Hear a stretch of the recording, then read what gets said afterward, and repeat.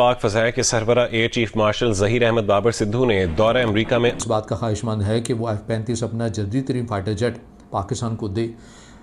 اس کا جو واضح اور بڑا کیٹیگوریکلی جو جواب ہے وہ ہے نہیں دینا چاہتا امریکہ۔ آئیڈینٹیفائی کریں یہ کس کی غفلت ہے، کیوں ہوا۔ ہم عوام ہیں اور ہم جاننا چاہیے، ہمیں پتہ ہونا چاہیے کہ کون ایسے غلطیاں کر رہا ہے۔ وہ بالخصوص پاکستان کو دینے کے اوپر کبھی بھی وہ راضی نہیں ہوگا۔ اس کی وجہ یہ ہے کہ اسے یہ کھٹکا رہے گا کہ اگر ہم نے یہ ٹیکنالوجی پاکستان کو دے دی تو یہ چائنا کے ساتھ شیئر کریں گے۔ وہ کوئی 95% خطرہ ہے کہ وہ اٹیک کریں گے۔ ڈو یو تھنک یہ اسیسمنٹ ٹھیک ہے؟ اور if it is so, what is our preparedness؟ امریکہ کو یہ خدشہ بہرحال موجود رہتا ہے، وہ یہ بہتر سمجھے گا کہ پاکستان کی بجائے ہم بھارت کو دے دیں۔ میں اس اسیسمنٹ سے متفق ہوں۔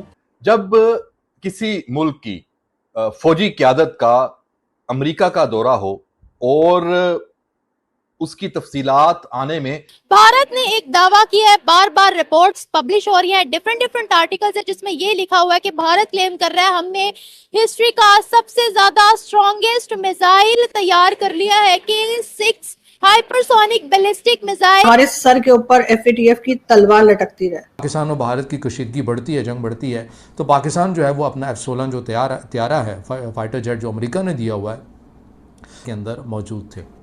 اب اس کے اوپر ہم بات کر لیتے ہیں کہ کیا دو بنیادی جو سوال جو اس وقت ہر پاکستانی کے زبان کے اوپر ہیں کہ کیا امریکہ اس بات کا خواہشمند ہے کہ وہ F-35 اپنا جدید ترین فائٹر جیٹ پاکستان کو دے۔ اس کا جو واضح اور بڑا کیٹیگوریکلی جو جواب ہے وہ ہے نہیں دینا چاہتا امریکہ کی ایسی کوئی خواہش ہی نہیں۔ اس کی وجہ یہ ہے کہ امریکہ کو ہمیشہ اپنی جدید ترین فائٹر جیٹ یا ایسی کوئی ٹیکنالوجی جو ریسنٹلی ٹیکنالوجی ہوتی ہے جو فی الحال امریکہ کے پاس ہوتی ہے یا پھر زیادہ سے زیادہ اسرائیل کے پاس ہوتی ہے، وہ بالخصوص پاکستان کو دینے کے اوپر کبھی بھی وہ راضی نہیں ہوگا۔ اس کی وجہ یہ ہے کہ اسے یہ کھٹکا رہے گا کہ اگر ہم نے یہ ٹیکنالوجی پاکستان کو دے دی تو یہ چائنا کے ساتھ شیئر کریں گے، کیونکہ پاکستان اور چائنا کے جو تعلقات ہیں وہ انتہائی نیکسٹ لیول کے ہیں۔ تو اس لیے امریکہ کو یہ خدشہ بہرحال موجود رہتا ہے، وہ یہ بہتر سمجھے گا کہ پاکستان کی بجائے ہم بھارت کو دے دیں۔ FATF میں پاکستان کئی بار جا چکا ہے، کہا یہ جاتا ہے تقریباً 4 بار، اگر گوگل وغیرہ کے اوپر بلیو کیا جائے تو 4 بار FATF میں جا چکے ہیں، اور ٹیرر فنڈنگ اور کئی دوسرے منی لانڈرنگ اور کئی دوسرے ریزنز دیے گئے جس کی وجہ سے پاکستان گیا۔ بار بار یہ لشکر طیبہ اور اس طرح کے کئی آرگنائزیشنز کے بارے میں نہ صرف یہ کہ پاکستان کے اندر بات کی جاتی ہے بلکہ بھارت کی طرف سے بھی کئی بار کہا گیا ہے۔ آپ کے خیال سے پاکستان آخر اس کے اوپر کارروائی کیوں نہیں کرتا، اور ہمیں بار بار کیا شوق ہے کہ ہم FATF میں چلے جائیں یا پھر ہمارے سر کے اوپر FATF کی تلوار لٹکتی رہے؟ اچھا دیکھیے، کارروائی تو ہوئی ہے، اور وہ کارروائی اس طرح سے ہوئی ہے کہ پہلے تو یہ جو ٹیرر آؤٹ فٹس تھیں یہ کھلے عام اسلحہ لے کے گھومتی تھیں۔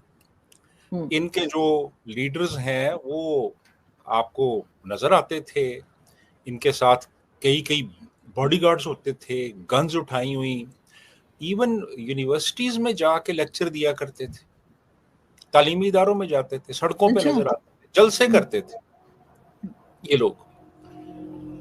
اس کے علاوہ ان کی جو اپنی مساجد ہیں، یہاں I-8 میں ایک مسجد تھی اور اس کے باہر وہ گنز لے کے کھڑے ہوتے تھے، اور وہاں پہ ان کا ایک سیکشن تھا جہاں پہ وہ باقاعدہ ان کا لٹریچر اویلیبل تھا جو کوئی بھی خرید سکتا تھا، ایک ایمبولینس سروس تھی، لیکن وہ سارا بند ہو گیا۔ یعنی اب جو ہے نا، اب یہ اس طرح کھلے عام آپ کو کہیں پہ بھی نظر نہیں آئیں گے۔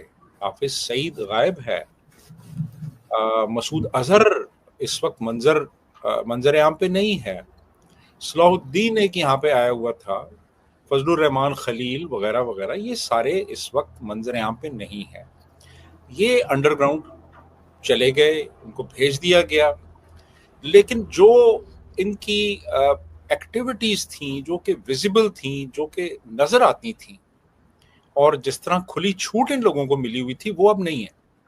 اور اس کی جو بنیادی وجہ ہے وہ یہی ہے کہ FATF جو ہے اس کی شرائط کو اگر ہم پورا نہ کرتے تو ہم گرے لسٹ سے بلیک لسٹ میں چلے جاتے۔ تو ایکشن تو گورنمنٹ نے لیا، اور باقاعدہ طور پہ ایک سیل بنایا گیا جس کا مقصد یہ تھا کہ FATF کی جو بھی شرائط ہیں ان کی کمپلائنس کی جائے، اور وہ کمپلائنس بہت حد تک ہوئی، وہ کمپلائنس کی گئی، اور خاص طور پہ جو ٹیرر فائنینسنگ تھی اس حوالے سے بڑے اسٹرکٹ ایکشن لیے گئے، اور یہ سارا کچھ جو ہے یہ ہوا تبھی پھر ہم گرے لسٹ سے باہر نکلے، ادروائز ہم بلیک لسٹ میں جا سکتے تھے۔ تو یہ کہنا کہ کوئی ایکشن نہیں ہوا تو اس سے ڈس ایگری کروں گا، ایکشن بہرحال ان کے خلاف ہوا۔ جی آرزو۔ لیکن سر بالکل ٹھیک آپ کہہ رہے ہیں، اور اسی لیے شاید کہا جاتا ہے کہ جی باہر بھی بار بار اسی لیے نکل پائے کہ اس وقت وقتی طور پہ صحیح لیکن کچھ ایکشن لیا گیا۔ لیکن سر یہ سلسلہ شروع کیسے ہوا کہ یہاں پر اس طرح کے آؤٹ فٹ بن گئے؟ ظاہر پاکستان بننے کے ساتھ ہی تو یہاں پہ اس قسم کے ٹیررسٹ یا اس قسم کی آرگنائزیشنز نہیں آ گئی ہوں گی، تو کہاں سے یہ سلسلہ شروع ہوا کہ اس قسم کے لوگوں کو سپورٹ کیا جانے لگا، اور کشمیر جہاد کے نام پر اور کبھی فلسطین کے نام پر؟ یہ سلسلہ کس نے ضیاء الحق نے شروع کیا تھا یا اس سے پہلے کا ہے؟ دیکھیے یہ اس طرح کی آرگنائزیشنز تو موجود رہی ہیں اس ملک کے اندر کسی نہ کسی شکل میں، لیکن جو ان کو باقاعدہ طور پہ ایک آرگنائزڈ انداز میں استعمال کیا جانے لگا وہ ضیاء الحق کے دور میں ہوا، جب یہ سوویت یونین نے آکیوپائی کیا افغانستان کو اور یہاں پہ روسی فوجیں آ گئیں، تو اس وقت پھر ہم نے امریکہ کا ساتھ دیا، ہم امریکہ